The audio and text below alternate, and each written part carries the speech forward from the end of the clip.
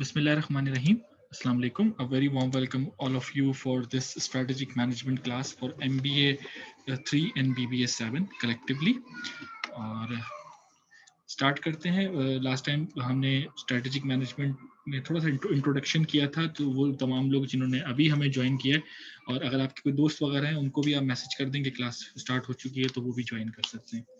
Secondly, जो हमने last class में डिस्कशन किया था उसको थोड़ा सा रिवाइज करते हुए लेके चलेंगे कि स्ट्रेटेजिक मैनेजमेंट है क्या। It's a set of managerial decisions and actions that determines long run performance.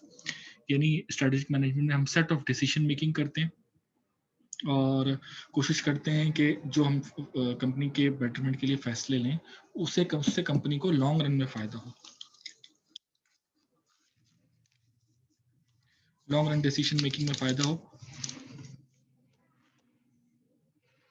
Set of decision making का मतलब है कि मल्टीपल आपको डिसीजन लेना होते हैं। It could be regarding the prices, it could be regarding the competitive edge, किसी भी किस्म का डिसीजन हो लेकिन कंपनी की पॉलिसी एंड प्रोसीजर को फॉलो करते हुए। अगर आपका कोई क्वेश्चन हो बीच में तो आपके पास जो मोबाइल में या लैपटॉप में एक जूम में एक ऑप्शन है रिएक्शंस का, रिएक्शंस में जाके आप हैंड रेस के ऑप्शन को सिलेक्ट कर सकते हैं और उसके जरिए आप जैसे आप हैंड रेस करेंगे मेरे पास नोटिफिकेशन आ जाएगा तो मैं आप लोगों को आपका वो सवाल ऐड कर दूंगा। फिर हमने इसमें डिस्कस किया था कि 4 फेजेस होते हैं स्ट्रेटेजिक मैनेजमेंट के प्रोसेस में। नंबर 1 बेसिक फाइनेंशियल प्लानिंग, बिल्कुल ये बहुत इंपॉर्टेंट है बिकॉज कोई भी डिसीजन वो उसकी सीवियरिटी और नॉन सीवियरिटी डिपेंड कर रही होती है फाइनेंशियल पे। समटाइम्स डिसीजंस इस वजह से भी प्रोलॉन्ग हो जाते हैं बिकॉज मैनेजमेंट उसके हवाले से जो फाइनेंशियल डिसीजन है उसको लेने में थोड़ा सा टाइम लगा रही होती है, मतलब उसकी फिजिबिलिटी देख रही होती है, तो इस वजह से भी डिसीजंस डिले होते हैं, प्रोलॉन्ग होते हैं। तो basic financial planning is in first part of your decision making strategic management, कि जब भी आप स्ट्रेटेजिक मैनेजमेंट को परसू करेंगे या इम्प्लीमेंट करेंगे अपनी ऑर्गेनाइजेशन में तो सबसे पहले आपको बेसिक फाइनेंशियल प्लानिंग होगी कि हमें रिसोर्सेस क्या चाहिए होंगे, हमें फाइनेंशियल एड्स कितनी चाहिए होंगी और हमें फंड्स कितने यूटिलाइज करने होंगे। सेकंड है फोरकास्ट बेस्ड प्लानिंग, कि हम फोरकास्ट करते हैं कि आज में रहते हुए, प्रेजेंट में रहते हुए फ्यूचर की किसी चीज को प्रोडक्ट करते हैं तो हम वो फोरकास्ट प्लानिंग कहलाती है।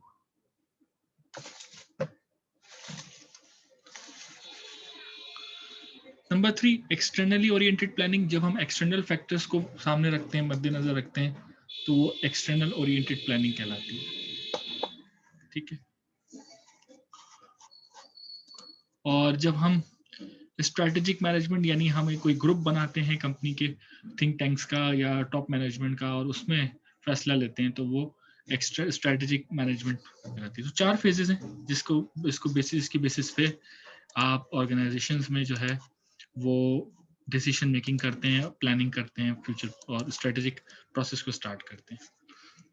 सवाल ये पैदा होता है कंपनीज क्यों स्ट्रेटेजिक मैनेजमेंट को अडॉप्ट करती हैं, तो सबसे पहले strategic vision, sharper focus, importance, अच्छा ये चीजें तो हमने लास्ट टाइम डिस्कस कर ली थी ना।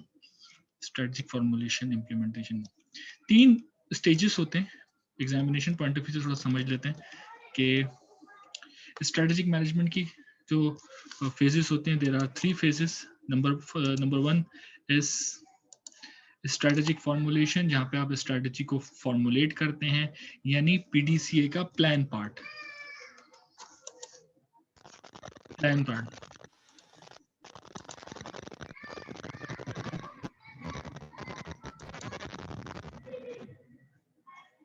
प्लान फेज जो होता है वो स्ट्रेटेजी फॉर्मुलेशन होता है। यहाँ पे आप स्ट्रेटेजी को फॉर्मुलेट करते हैं, इंटरनल एक्सटर्नल इश्यूज को हाईलाइट करते हैं कि जो स्ट्रेटेजी आप बनाने जा रहे हैं उसका आउटकम या इम्पैक्ट क्या आएगा इंटरनली ऑर्गेनाइजेशन में और एक्सटर्नली यानी आपके क्लाइंट पे, आपके कॉम्पिटिटर्स पे, गवर्नमेंट रेगुलेशंस पे।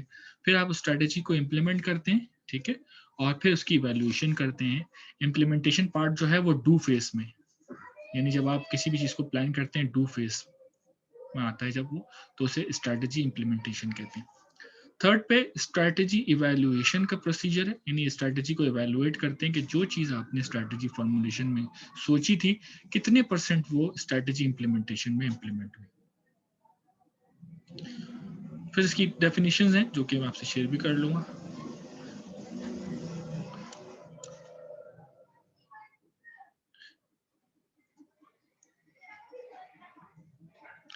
की टर्म्स इन स्ट्रेटेजिक मैनेजमेंट, कुछ टर्म्स इस्तेमाल होती हैं। टर्म्स कहते हैं ऐसे वर्ड्स को जिसका कोई खास किसकी कोई खास मीनिंग हो उस सब्जेक्ट में। जिस तरह जब हम बायोलॉजी पढ़ते हैं तो बायोलॉजिकल टर्म्स हम इस्तेमाल कर रहे होते हैं। जिस तरह अगर हम केमिस्ट्री पढ़ते हैं तो केमिस्ट्री केमिकल टर्म्स हम कुछ इस्तेमाल कर रहे होते हैं, ठीक है। इसी तरीके से जब हम स्ट्रेटेजिक मैनेजमेंट पढ़ेंगे तो उसमें भी कुछ जो है उसकी कुछ टर्म्स हैं, ठीक है। टर्म्स एंड स्ट्रेटजीज हैं जो कि हम डिस्कस कर रहे हैं, ठीक है। Number 1, anything that firm does especially well compared with rival firms। competitive advantage एक टर्म है जिसकी मीनिंग ये है ऐसी क्वालिटी जो आपकी प्रोडक्ट एंड सर्विसेज में हो जो आपके कॉम्पिटिटर के पास ना हो, that is called competitive advantage. और strategies, the individual who are most responsible, strategist कहते हैं उन लोगों को, the individual who are most responsible for the success and failure of an organisation. Company में ऐसे की पोजीशंस पे लोग होते हैं जिनके सही या गलत फैसले करने से ऑर्गेनाइजेशंस जो हैं उनकी इनकी प्रोडक्टिविटी पे उसका इफेक्ट आता है। फॉर एग्जांपल हम टॉप मैनेजमेंट की बात करते हैं, दे आर डिसीजन मेकर। तो अगर वो उस तरह के डिसीजंस नहीं लेंगे जिससे कंपनी को जो है कि लॉन्ग रन में फायदा हो, तो ऑब्वियसली कंपनी को नुकसानात होंगे, फंड्स का भी, कंपनी को रिसोर्सेज का भी, कंपनी की जो स्ट्रेटजी होती है उसका भी। 1 मिनट जरा रुकिएगा,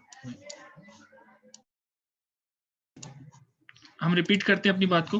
कॉम्पिटिटिव एडवांटेज वो एडवांटेज होता है जो आपकी कंपनी में होता है लेकिन आपके कॉम्पिटिटर्स के पास ना हो। कॉम्पिटिटिव एडवांटेज टेक्नोलॉजी का होना हो सकता है, किसी खास ऑटोमेटिव मशीन का होना हो सकता है। और स्ट्रेटेजिस्ट वो ग्रुप ऑफ पीपल या वो इंडिविजुअल कहलाता है जिसके एक गलत या सही डिसीजन लेने से कंपनी के को फायदा या नुकसान हो। जब भी कोई कंपनी अपनी स्ट्रेटेजिक मैनेजमेंट प्रोसेस को स्टार्ट करती है तो वो एनवायरमेंटल स्कैनिंग करती है। एनवायरमेंटल स्कैनिंग से क्या मुराद है, क्या समझते हैं आप लोग? माहौलियाती, आप लोग के माइंड में क्या आ रहा है एनवायरमेंटल स्कैनिंग से? सर जो कंपनी के एटमॉस्फेयर को देखिए, कंपनी का हमारा जो वो है रूल्स एंड रेगुलेशन है वो कैसे है उसमें।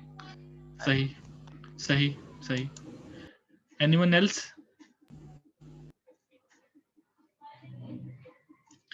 Environmental scanning means monitoring, evaluation and disseminating information from external and internal environments। जब हम environment की बात करते हैं तो हम कहते हैं कि कंपनी में, ऑर्गेनाइजेशन में कल्चर होना चाहिए। तो उस कल्चर की इम्प्रूवमेंट के लिए ज़रूरी है कि आप उसकी मॉनिटरिंग करें और इवेल्युएशन करें। अच्छा जी, मॉनिटरिंग जो होती है ना गाइस, वो ऑब्जर्वेशन की बेस पे होती है। यानी अगर मैं कहूँ इमाद से कि उस रूम में जाकर आप चेक करें कि वो रूम ठंडा है या ठंडा नहीं है या गर्म है, तो इमाद जाएंगे और अपनी ऑब्जर्वेशन के से एक रिजल्ट करेंगे, एक रिजल्ट लेकर आएंगे कि सर वो रूम जो है वो ठंडा है या वो इक्विपमेंट है उसमें उसकी कूलिंग रेशियो इतना है। तो मैं उनसे कहूँगा ठंडा है, बहुत ठंडा है या बस नॉर्मल है, तो वो कहेंगे सर नॉर्मल है, अपनी ऑब्जर्वेशन। लेकिन evaluation is related to some statistics. हम जब न्यूमेरिक वैल्यूज के जरिए, लेकिन मैं इमाद को कहूँगा कि एग्जैक्ट टेम्परेचर लेकर आओ कि उस इक्विपमेंट का इंटरनल टेम्परेचर क्या है या उस रूम का इंटरनल टेम्परेचर क्या है, तो एग्जैक्टली टेम्परेचर जो आप लिया जाएगा that is related to evaluation. जिस तरीके से हमारी मॉनिटरिंग हो रही होती है वो फिजिकल मॉनिटरिंग हो सकती है सीसीटीवी के जरिए, लेकिन इवैल्यूएशन जो होती है वो असेसमेंट के जरिए होती है, ठीक है।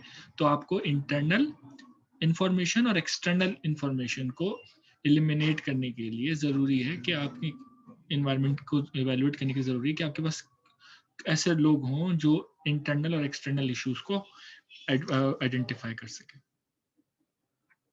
सवाल आता है कि इंटरनल और एक्सटर्नल इश्यूज इन्वायरमेंट आइडेंटिफाई कैसे होते हैं। तो उसके लिए आप एक सॉर्ट एनालिसिस नाम की टेक्निक है जो कि आप इस्तेमाल करते हैं, जिसमें आप इंटरनल अपनी कंपनी की स्ट्रेंथ लिखते हैं, ठीक है। एक्सटर्नल अपॉर्चुनिटीज लिखते हैं। अपॉर्चुनिटीज का मतलब ये है कि अगर आप कोई स्ट्रेटेजी बनाते हैं कि आप अपनी कंपनी में ऑटोमोटिव निज़ाम लेकर आएंगे या कोई भी नई टेक्नोलॉजी लेकर आएंगे, उससे फ़ायदा क्या होगा? उससे आपको नए ऑर्डर्स मिलेंगे, ठीक है जी। उससे आपको जो है वो नई जो है वो कॉम्पिटिटिव एडवांटेज मिलेगा, ठीक है। उससे आपका वेस्ट कम होगा, जो आपका वेस्ट है प्रोडक्ट का वो कम होगा। क्या ऐसी अपॉर्चुनिटीज हैं जो हो के आ सकती हैं? आपका डाउन टाइम कम होगा, यानी डाउन टाइम कहते हैं ऐसा वक्त जिस वक्त प्रोडक्शन रुकी हुई हो, that is called down time, ठीक है। फिर आप वीकनेस बात करते हैं कि आपके पास जो लोग हैं उनकी ट्रेनिंग नहीं है, that that that can be a weakness, ठीक है। फिर आप थ्रेट्स की बात करते हैं, तो जब भी कंपनी कोई स्ट्रेटेजी बनाती है तो सबसे पहले उससे रिलेटेड इंटरनल और एक्सटर्नल सॉट एनालिसिस करती है।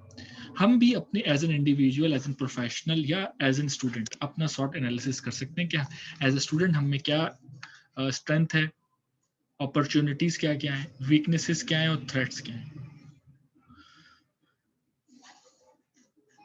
सेकंड जो इसमें पार्ट है that is strategy formulation, development of long range plan, ऐसे प्लान्स जो 5 से 10 साल के लिए बनाए गए। Effective management and opportunities and threats like corporate strength and weakness. जैसे कि अब आपको पता है नई दुनिया है, इसमें ज्यादातर डिजिटल चीजों का दौर है। तो अगर आप कोई भी बिजनेस खोलेंगे, अगर वो डिजिटल मीडियम में नहीं होगा तो उसका सक्सेस रेशियो कम होगा, ठीक है। क्योंकि डिजिटल मीडियम के जरिए आप चीजों को सेल कर पाए या ना कर पाए, लेकिन एटलीस्ट आप अवेयरनेस जरूर क्रिएट कर देते हैं अपने प्रोडक्ट के हवाले से। Why strategic management is necessary for the world, ये एग्जाम का सवाल है, ठीक है। एग्जाम में ये सवाल आया था तो एज इट इज मैंने उसको आंसर किया है इस स्लाइड में। तो इसका जवाब ये है कि globalisation survival of a business, बिल्कुल पूरी दुनिया ग्लोबल विलेज है और कंपनीज किसी भी दुनिया में के कोने में ऑपरेट कर रही हो, उनकी कोशिश होती है कि वो कवर करें पूरी दुनिया को। यानी अगर आप टेक्सटाइल की मिसाल लें तो top of the list brands जो हैं वो इस वक्त उसके जो वेंडर्स हैं वो पाकिस्तान की लोकल कंपनीज हैं। लोकल कंपनीज उन वेंडर्स को काम करके दे रही हैं and that they are just allocating their tag on that particular t-shirt, shirt, jackets, denim, और वो इंटरनेशनल स्टैंडर्ड्स पे को मीट कर रहे होते हैं और उसको वहाँ पे सेल कर रहे होते हैं। तो ग्लोबलाइजेशन का दौर है, चीज़ें ग्लोबलाइज हो गई हैं, हर चीज़ जो है वो यहाँ से हम कोशिश करते हैं कि एक्सपोर्ट लेवल पे चीज़ों को कॉम्पीट करें, एक्सपोर्ट लेवल पे अपनी प्रोडक्ट को इन्हेंस करें, एक्सपोर्ट करें अपनी प्रोडक्ट को। तो उसके लिए ज़रूरी है कि आप उसके लिए स्ट्रैटेजी बनाएं, स्ट्रैटेजी फॉर्मुलेट करें ऐसी कि आपकी प्रोडक्ट ना सिर्फ लोकल बायर्स के लिए बल्कि इंटरनेशनल बायर्स के लिए भी अट्रैक्टिव हो। अब सवाल ये आता है कि लोकल बायर्स की नीड एंड एक्सपेक्टेशन और इंटरनेशनल बायर्स की नीड एंड एक्सपेक्टेशन थोड़ी सी डिफरेंस होती है, चेंज होता है इसमें। तो उसके लिए आपको उसको एवेलुएट करना होगा, सॉर्ट एनालिसिस करना होगा कि आपको अपनी कंपनी में ऐसी कौन सी टेक्नोलॉजी, ऐसी कौन से स्टैंडर्ड्स, मैनेजमेंट सिस्टम स्टैंडर्ड्स को इम्प्लीमेंट करना है जिससे आप कॉम्पीट कर सकें। Second, e commerce an essential business tool of current business world. याद रहे कि पहले नॉर्मल टेंडेंसी होती थी कि आपकी शॉप या आपकी जो फैक्ट्री है वो सुबह 9 बजे ओपन होती थी, 10 बजे शाम 5 बजे खत्म हो जाती थी। ग्लोबलाइजेशन के आने से, डिजिटल एरा के आने से आपकी दुकान 24 घंटे अवेलेबल है। यानी इस वक्त पहले क्या होता था, आप सुबह उठते थे, आपने पूरा प्लान किया होता था कि आज हम जाएंगे मार्केट, घर वाले तैयार हो रहे हैं, मार्केट जा रहे हैं। ऑल्थो कि ये ट्रेंड अभी भी है लेकिन इंटरनेशनली ये बहुत कम हो गया। होता क्या है कि आप रात को बैठे होते हैं दोस्तों में, आपको दिल चाहता है कि यार आप शूज परचेज कर, और शूज आप फला ब्रांड के परचेज कर लें। पहले ये होता था कि किसी का रिश्तेदार पाकिस्तान से बाहर जाते थे तो उससे एक लंबी लिस्ट की फरमाइश कर दी जाती थी कि आप ये चीजें हमें ला के दे दीजिएगा।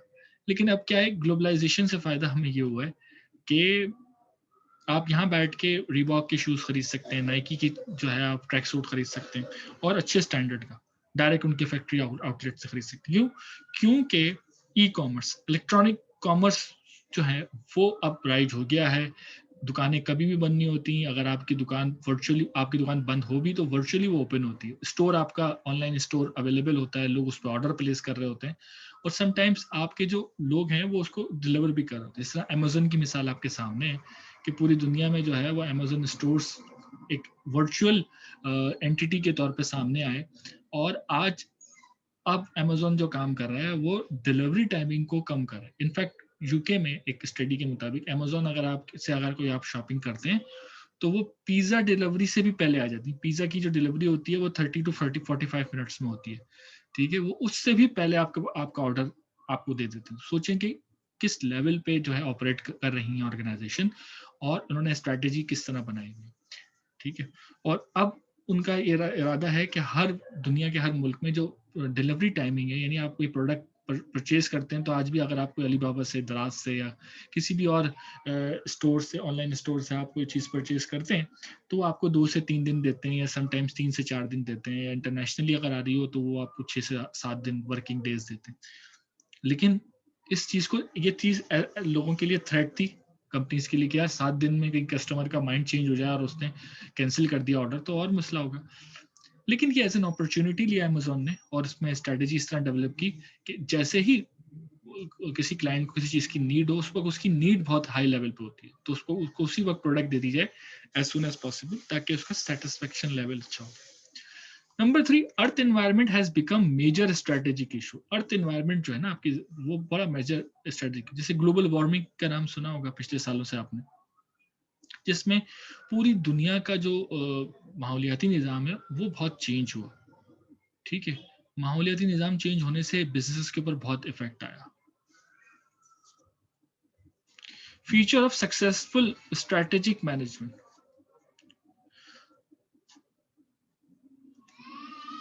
strategic management has support of an organization, executive officers।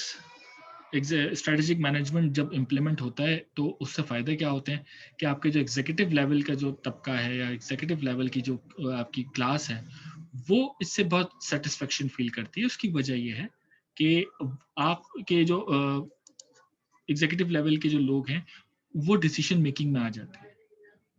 User friendly होता है स्ट्रेटेजिक मैनेजमेंट का प्रोसेस। यूजर जो है अपने हिसाब से उसको फायदेमंद पहुंचाते हैं, फायदा पहुंचाते हैं। और इसके अलावा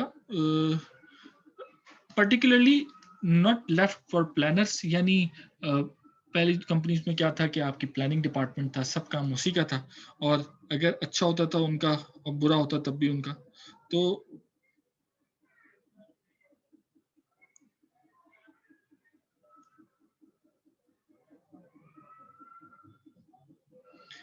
तो अब डिसीजन मेकिंग,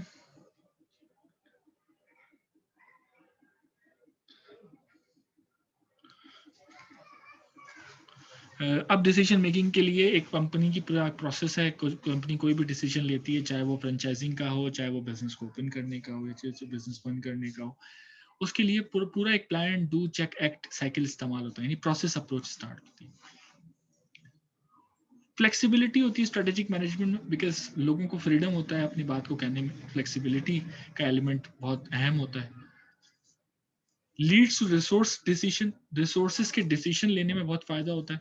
काफी मरतबा आपको कोई रिसोर्स बहुत ज्यादा जरूरत है, चाहिए होता है, लेकिन आप उसको जस्टिफाई नहीं कर पा रहे होते, या मैनेजमेंट को उसके लिए कायल नहीं कर पा रहे होते। लेकिन अगर आप स्ट्रेटेजिकली इस चीज को कन्विंस करें अपनी मैनेजमेंट को कि ये जो रिसोर्स है हमें चाहिए, और इससे हमें इम्पैक्ट, ये पॉजिटिव इम्पैक्ट होगा, तो that is also a helpful tool to acquire a new resources for having a good decisions.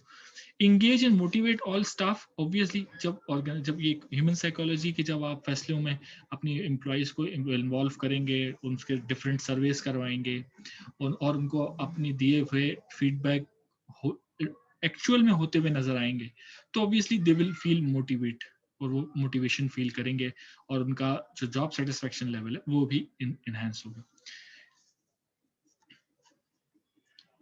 is employees are fresh or in continuous, not static or still। कोई भी एम्प्लॉय जो है वो एक ही skill के साथ नहीं बैठा रहेगा। मतलब जब ऑर्गेनाइजेशंस मूव करती हैं और अब फैसलों में, तो उससे फायदा ये होगा कि आपको अपने लोगों को ट्रेनिंग एंड डेवलपमेंट की भी जरूरत होगी। आप लोगों से भी एक्सपेक्ट करेंगे कि वो थोड़ा सा अपनी हदों को थोड़ा सा स्ट्रेच करें, और अपनी जो है वो अपने में पॉजिटिव चेंज लेकर आए, न्यू चीज को अडेप्ट करें, नई चीजें सीखें।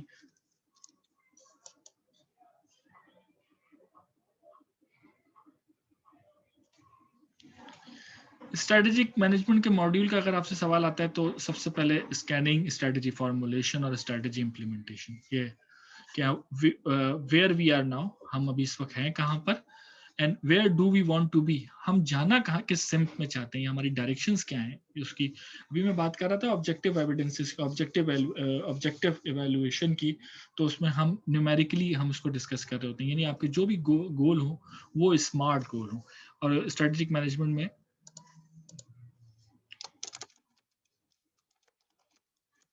ऑर्गेनाइजेशन गोल्स की जो बात की जा रही है, गोल्स एंड ऑब्जेक्टिव की जो बात की जा रही होती है, वो बात की जा रही होती है कि वो स्मार्ट हो। अब स्मार्ट कैसे हो, दिखने में स्मार्ट हो नहीं, वो स्पेसिफिक हो, किसी खास चीज से रिलेटेड हो, ठीक है, वो मेजरेबल हो, ठीक है, यानी वो क्वांटिटेटिव,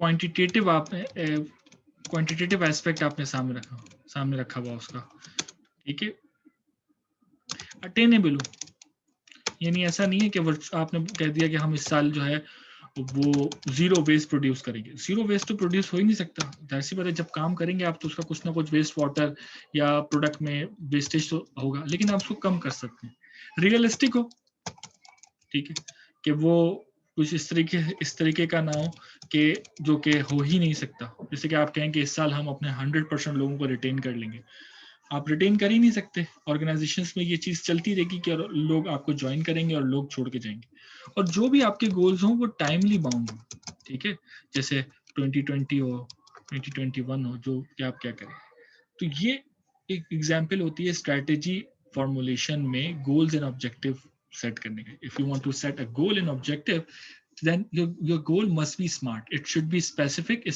to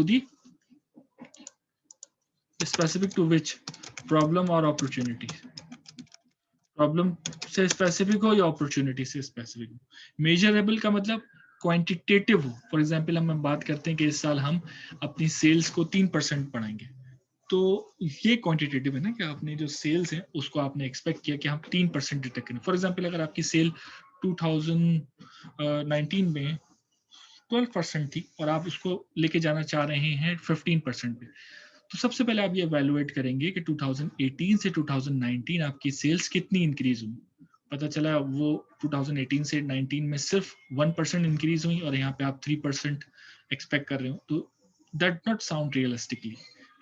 तो ये एक चीज थी जो कि ऑर्गेनाइजेशन गोल्स एंड ऑब्जेक्टिव से रिलेटेड थी। यहाँ तक बात क्लियर हुई? Any question? जी सर, हो रही है। अच्छा जी, क्लियर है? सर जी सर, क्लियर है। ओके, मैं तभी बहुत आहिस्ता आहिस्ता लेके चल रहा हूँ चीजों को, ताकि हम थोड़ा सा समझते चले जाएं। अच्छा जी, आगे चलते हैं। अच्छा, ये सेशन जो है ये थोड़ी देर बाद, मेरे ख्याल से 5 मिनट बाद खत्म हो जाएगा, तो आप ये मत समझिएगा क्लास खत्म हो गई, अब दोबारा से ज्वाइन कर लीजिएगा, हम यहीं से स्टार्ट करेंगे, तो अभी हम आगे चलते हैं।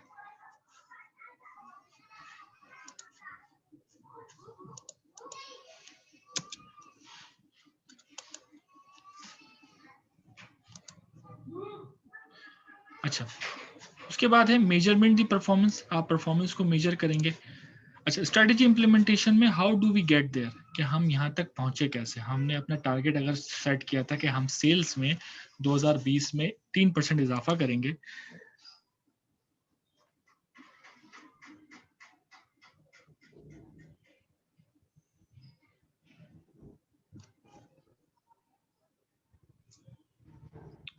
इलियास साहब का सवाल है कि सर क्या हमारी इस स्ट्रेटेजिक मैनेजमेंट में आम लोग शामिल हैं, क्योंकि एजुकेशन एंड ऑल रिसोर्सेज पर सबकी दस्तरस नहीं। देखिए, ऑर्गेनाइजेशंस जब डिसीजन मेकिंग एबिलिटीज को डिस्ट्रीब्यूट करती हैं, डेलीकेट करती हैं ना इलियास साहब, तो वो ये देखती हैं कि हम किस लेवल तक जाना है हमें। समटाइम्स मैंने देखा है कि कंपनीज में सीनियर मैनेजर्स भी होते हैं और उनके पास डिसीजन मेकिंग एबिलिटी नहीं होती। फॉर एग्जांपल मैं आपको अपनी मिसाल बताऊं कि हम बहुत सारी जगहों पे ऑडिट करने जाते हैं और हम एक फूड मैन्युफैक्चरिंग कंपनी है, उसके बराबर में एक केमिकल मैन्युफैक्चरिंग कंपनी है, या मैं आपको मिसाल देता हूँ कि एक फूड कंपनी है, उसके बराबर में एक पोल्ट्री फीड बनाने वाली कंपनी है जिसका वेस्ट बहुत टॉक्सिक होता है। तो जब मैंने उस कंपनी में ऑडिट करने गया तो मैंने कहा कि मैंने एक ऑब्जर्वेशन रेज की, क्योंकि ऑडिटर जो है वो ऑब्जर्वेशन ही देते हैं, वो रिकमेंड ही कर सकते हैं। तो मैंने ऑब्जर्वेशन रेज की कि आपकी जो आपका जो ये एरिया है इसके बराबर में पोल्ट्री फीड बनाने वाली कंपनी है, तो आप ना वो कंपनी बंद करवा सकते हैं, ना अपनी कंपनी को रिलोकेट कर सकते हैं, लेकिन आप कोशिश करें कि आपके जितना भी ये जो वेंटिलेशन का आपका सेटअप है ना, ये अलग जगह से हो, बिकॉज ये अगर ओपन एयर से आ रहा है तो ये इसके अपने साथ जो पोल्ट्री फीड की जो वो है कंटेमिनेशन है, वो भी अपने साथ आपके फ्रेश एयर में लेकर आ रहा है, ठीक है, तो आपका प्रोडक्शन एरिया कंटेमिनेट हो जाएगा।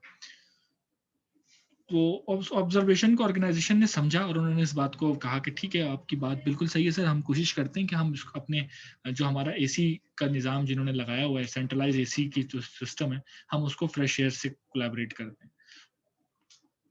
मैं 1 साल के बाद दोबारा ऑडिट करने गया, सेम मसला, फिर दोबारा से मैंने वही ऑब्जर्वेशन रेज की, फिर मैंने दूसरे साल गया, फिर वही प्रॉब्लम कि वो वेंटिलेशन तो वैसी थी।